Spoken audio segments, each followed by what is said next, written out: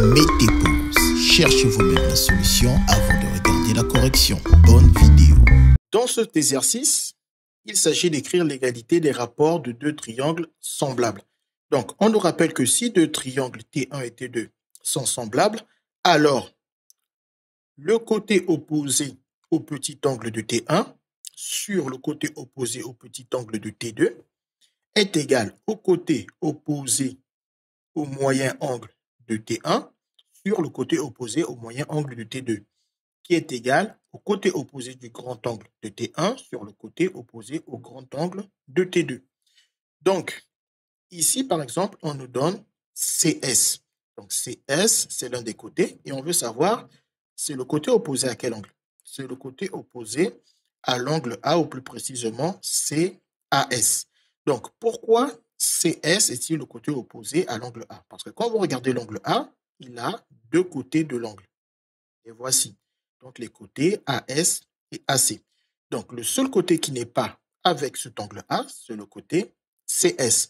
Et donc, on va utiliser le codage pour trouver quel va être dans l'autre triangle le côté opposé à ce même angle.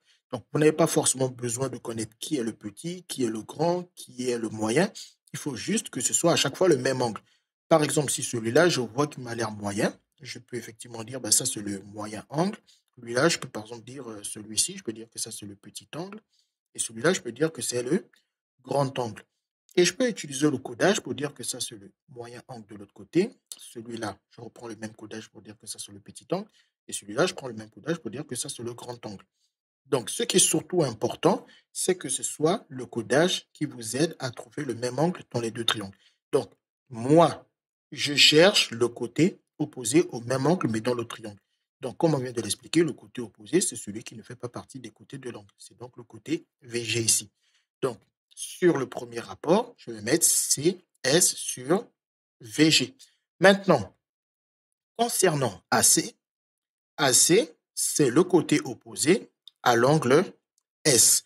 Donc, il y a ce codage-là. Je cherche le même angle dans le triangle. C'est cet angle-là. Donc, qui est son côté opposé? C'est le côté GE. Donc, ici, je dois mettre AS, AC sur GE. Ensuite, maintenant, pour le troisième rapport, on a déjà utilisé CS. On a utilisé AC. Donc, le troisième côté, c'est AS. Donc, ici, je peux maintenant mettre SA ou AS comme vous voulez. Je peux mettre au numérateur, je dois commencer toujours par le même triangle. Donc, mon même triangle, j'aurais pu même l'appeler T1, et l'autre c'est bien évidemment T2. Donc, ici, on va directement mettre SA au numérateur. Et ensuite, à l'aide du codage, comme SA, c'est le côté opposé à ce grand angle avec les deux traits, je repère le même grand angle avec les deux traits de l'autre côté. Et je vois le côté opposé à cet angle, c'est le côté EV. Donc, au dénominateur, ici, je mets EV. Et voilà. Et là, j'ai correctement écrit l'égalité des rapports des longueurs des deux côtés qui sont les côtés de deux triangles semblables. Et ça ressemble bien à l'égalité que l'on trouve avec le théorème de Thalès.